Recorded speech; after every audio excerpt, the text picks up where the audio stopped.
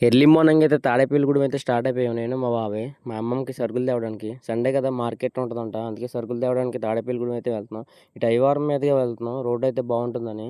ఈ రాళ్ళకుంట ఎప్పుడు వచ్చినా సరే నాకు ఒక విషయం గుర్తొచ్చిద్ది. ఇక్కడ ఒకసారి మా బండి పెట్రోల్ అయిపోయి ఆగిపోయింది. అది మిడ్-నైట్ 1:30కి. ఇక చేసేదేం లేక మా ఊరి దాకా నడిపించుకుంటూ వెళ్ళాం.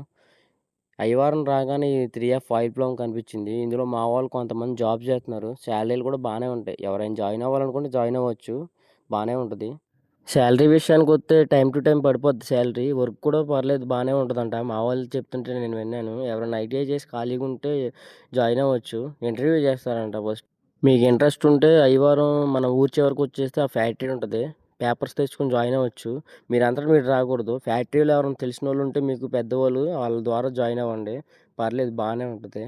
ఇంక అలా మేము మాట్లాడుకుంటా తాడేపల్లిగూడెం అయితే వచ్చేసాం. నేను మా బాబాయ్. ఎర్లీ మార్నింగ్ కదా అందుకే క్లైమేట్ చల్లగా ఉంది కొంచెం. లేకపోతే ఈ పాటికి తెలుసు కదా ఎలాగుండేదో. ఇలా